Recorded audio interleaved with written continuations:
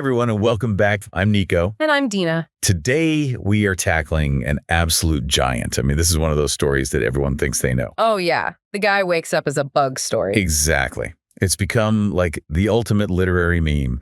We are, of course, talking about Franz Kafka's The Metamorphosis. And it opens with probably the most famous first sentence in all of 20th century literature. Right. As Gregor Samsa awoke one morning from uneasy dreams, he found himself transformed in his bed into a gigantic insect. Or, and this translation detail is important, a monstrous vermin. It's a little more open-ended. It is, but because that opening is so iconic, I think a lot of people stop there. They think, okay, it's a monster story. A creature feature. But that's such a misconception. The physical transformation happens in the very first sentence. The rest of the novella isn't about the magic of it. No. It's a brutal, and I mean brutal, look at family dynamics, the crushing weight of capitalism and debt, and a really terrifying question. How quickly does your humanity evaporate when you are no longer considered useful? That word useful is doing so much work there, and that's our mission today. We're not just going to talk about the insect parts. We have to look at what this story is really saying about, well, economics and love. So let's start right at the beginning. The moment he wakes up, the description is, it's visceral. Yeah, it's not vague at all. Not at all. Kafka is specific. Gregor has an armor-plated back, a domed brown belly divided into these stiff segments. And those legs, the pitifully thin legs, just waving around helplessly. Now, here's where the story immediately goes off the rails for me. If I woke up with insect legs, I'd be screaming. I'd be in a full-blown panic. Total panic.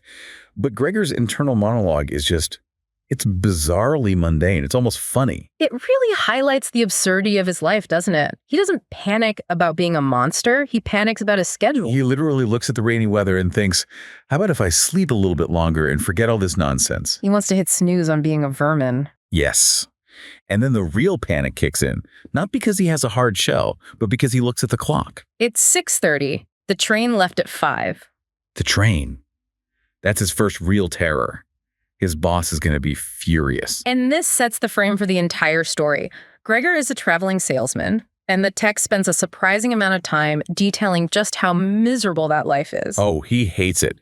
He complains about the curse of traveling, the bad food, worrying about train connections. The fact that he can never make real friends because he's always on the move. But he can't just quit. And this is a detail that I think a lot of people forget, but it changes everything. He isn't working this awful job for himself. No. He is essentially an indentured servant. His parents owe a huge debt to his boss. And Gregor has done the math. He figures he has, another 5 or 6 years of this grind before he can pay it off? Exactly. He says, once I've got the money together, I'll cut myself loose. But until then, he's completely trapped. So the stress isn't just, I hate my job. It's, my entire family's survival depends on me catching that 5 a.m. train. He's the engine of the household. And that pressure becomes real instantly. He's late one time in 5 years of service. And who shows up at the apartment at 7 a.m.? The chief clerk, the number 2 guy from the company. I mean, talk about a toxic workplace. You're late once, and upper management is banging on your bedroom door before breakfast. It's a total invasion. The clerk is shouting through the door, basically accusing Gregor of being lazy, maybe even stealing money. And Gregor's inside, trying to defend himself. He's giving these long, detailed excuses. I'm just a little dizzy. I'll be at the office by 8. But the reader knows something the family doesn't. His voice is gone. It's not human anymore. They just hear this painful and uncontrollable squeaking mixed in. He thinks he's being perfectly clear. But to them, he just sounds like an animal. And then comes the reveal. He has to get the door open. He has no hands, so he uses his jaws to turn the key. And there's this lovely detail about him drooling a brown fluid all over the floor. So he swings the door open. Surprise. The reactions are so telling. The chief clerk, who was so arrogant a second ago, just backs away in horror. The mother just sort of collapses into her skirts. She faints. But the father? The father gets violent instantly. Yeah. He clenches his fist. He looked like he wants to punch Gregor. Yeah. There's no sympathy, just immediate hostility. And Gregor, this part is so heartbreaking. He's still in work mode. He sees the clerk leaving and thinks, I have to stop him. I have to explain so I don't get fired. He's trying to be a good employee. So he scuttles after him. But his father grabs the clerk's cane and a newspaper and starts hissing at Gregor, driving him back. And it's not a gentle push. The text says he drives him back pitilessly. Gregor gets stuck in the doorway. And his father gives him this huge shove from behind. Gregor's flank is injured. He's bleeding this fluid, staining the door. Slam back into the room and the door's locked. That's the end of day one. Violence and imprisonment. And now we enter this new reality. Gregor is locked away, and the story shifts to this slow process of adaptation. You have to learn how to be a bug. He does. Yeah. And the first thing that changes is his taste. His sister, Grete, she brings him some milk. Which used to be his favorite drink. Exactly. But now he takes one sip and is just repulsed by it. He can't stand it. It's too human. It's too human. So Grete, to her credit, she figures this out. She brings him this whole selection of garbage, old cheese, rotten vegetables. And he loves it. He's sucking on this rotten cheese with tears of satisfaction. But let's talk about Grete. In the beginning, she's the only one who takes care of him, right? She is. But Kafka is so careful to show us that it's not just an act of love, it's also an act of power. She becomes the expert on Gregor. But she's also completely disgusted by him. She uses a rag to handle his bowl. She runs to the window and throws it open, gasping for air the second she gets in the room. Like his very presence is poison. And Gregor, because he still has his human shame, he tries to make it easier for her. He hides under the sofa with a sheet over him. So she doesn't have to look at him. Exactly. And at the same time, his body is demanding bug things. He discovers he loves crawling on the walls and the ceiling. It's the only freedom he has. And Grete notices this. She sees the sticky trails. Yeah. So she has an idea. Let's move the furniture out. And this starts a huge fight. The mother is completely against it. Why? I mean, it seems like a nice thing to do to give him space. Because for the mother, that furniture is his last link to humanity. If they take away his desk, his chest of drawers, they are admitting that he is never, ever coming back. They're giving up on him. Totally. But Grete wins the argument. And as they're dragging the heavy furniture out, Gregor is under the couch listening. And he suddenly realizes his mother is right. They are stripping away his past. They're turning his room into a cave. He needs to save something. One anchor to his human life. And he chooses the picture on the wall, the one of the lady in the furs that he cut out of a magazine. It's such a specific, strange detail. It is. He crawls up the wall and presses his hot, sticky belly against the glass, covering it with his body. He's essentially saying, this, you cannot take this from me. And that's when his mother walks back in. And sees this giant brown blob on the wall. She screams, oh God, and just faints, dead away. And here comes Dad. We have to talk about the father's transformation, because Gregor isn't the only one who's changed.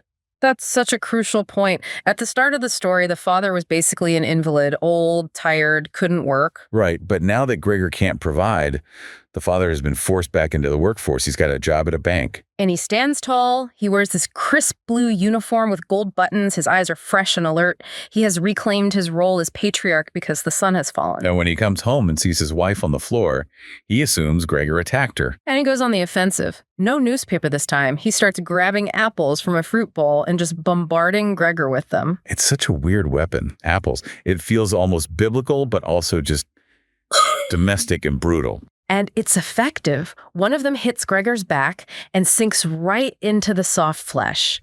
It lodges there. And this is the real turning point. Because no one takes it out. No one will touch him. The apple stays there. It rots. It gets infected. It becomes this permanent festering wound that he drags around for the rest of the story. A physical symbol of their rejection. Exactly. They would rather let him rot than touch him to help. Which leads us into the third phase of the story. The decline. The family has basically written him off now. And the whole household economy shifts. Everyone is working. The mother is sewing underwear for a shop. Grete's a sales girl studying shorthand at night. They're selling off jewelry. And the father, he refuses to take off that uniform. It's so bizarre. He comes home and just keeps it on. He sleeps in his chair in the uniform until it gets all stained and filthy. Like he's clinging to this symbol of his new authority. Meanwhile, Gregor's just forgotten.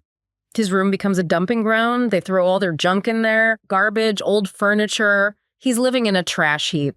And they hire the charwoman, this giant elderly widow who is just terrifying. She's the only one who isn't afraid of him. But there's no respect either. She just treats him like a pest. She opens the door and shouts, "Come on then, you old dung beetle." Dung beetle, it's so insulting. It is, it's mocking. She even threatens him with a chair. She represents the outside world's view. He's not tragic, he's just filth. And speaking of the outside world, the lodgers. The family rents out a room to 3 bearded men to make more money. And these guys are obsessed with order and cleanliness. They demand a spotless house. Which means Gregor's situation gets even worse. They shove more junk into his room to make the rest of the apartment presentable. And there's this really painful scene where the lodgers are eating dinner at the family table while the family eats in the kitchen. And Gregor's watching through a crack in the door. And he feels jealous. But not of the food. He watches them chewing and thinks, they feed themselves, and here I am dying. He's starving, but not for food, for connection. Which sets up the climax, the violin. Grete starts playing for the lodgers, and Gregor hears this music. And something just snaps in him. Or maybe awakens. Yeah, he's covered in dust. He's dragging that rotting apple in his back. He's weak. But the music pulls him out of his room. And he has this profound thought. Was he an animal if music could captivate him so? He has this whole fantasy. He's going to crawl out, scare the lodgers away, and tell Grete how much he loves her playing. Tell her about his secret plan to send her to the music conservatory. He wants to kiss her neck. It's this moment of pure, desperate love. He wants to be her brother again. So he crawls out into the living room in front of everybody. And the lodgers, they aren't scared. They're just offended, annoyed. They treat him like a hygiene violation. One of them just says, I give immediate notice, and they all refuse to pay rent because of the disgusting conditions. And that is the final straw for Grete. This is where the sister turns. She stands up and she says the most devastating thing in the entire book. She points at Gregor and says to her parents, it has to go. It has to, that she won't even say his name anymore. She says, you've got to get rid of the idea that that's Gregor. And her logic is just brutal. She says if it were really Gregor, he would have realized humans can't live with a beast like that. He would have left on his own. The fact that he stays, in her mind, proves he's an enemy. She actually says, this animal is persecuting us. After everything he did for them, after he sacrificed his life for their debts, she calls him the persecutor. And the saddest part is that Gregor agrees with her. He does. He's lying there, totally broken, and he just thinks, yeah, she's right. He turns around so slowly and painfully and drags himself back into his room for the last time.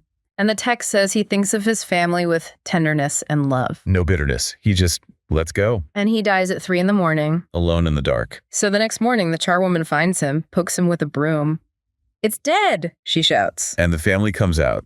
And this is where the deep dive really hits you. You expect grief, maybe guilt. But what you get is relief. Total, absolute relief. Mr. Sampson says, now we can thank God. They don't even cry. In fact, Mr. Sampson gets this surge of power.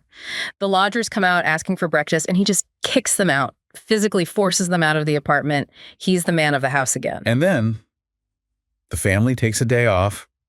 They write letters to their bosses, which is such a dark callback to the beginning, and they go out. They take a tram to the country, and the description is so jarring. Kafka writes about the warm sunshine filling the car. It's bright. It's happy.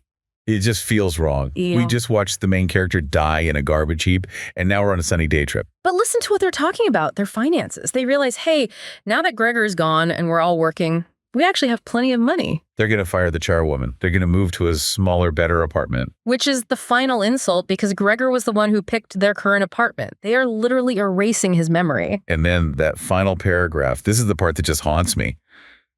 The parents look over at Grete. They look at her body. They notice that despite everything, she has blossomed into a beautiful and voluptuous young woman. And the story ends with her standing up and stretching. It's a purely physical image, and the parents' thought is, it's time to find her a good husband. They're thinking about her market value. It's like a transfer of energy. Gregor had to wither away and die so that the rest of them could become strong and independent. That is the core of it. They consumed him. First, they consumed his labor to pay their debts, then his savings, and finally, they consumed his life to fuel their own metamorphosis. The family is the parasite. Wow. That's dark, but the text supports it completely.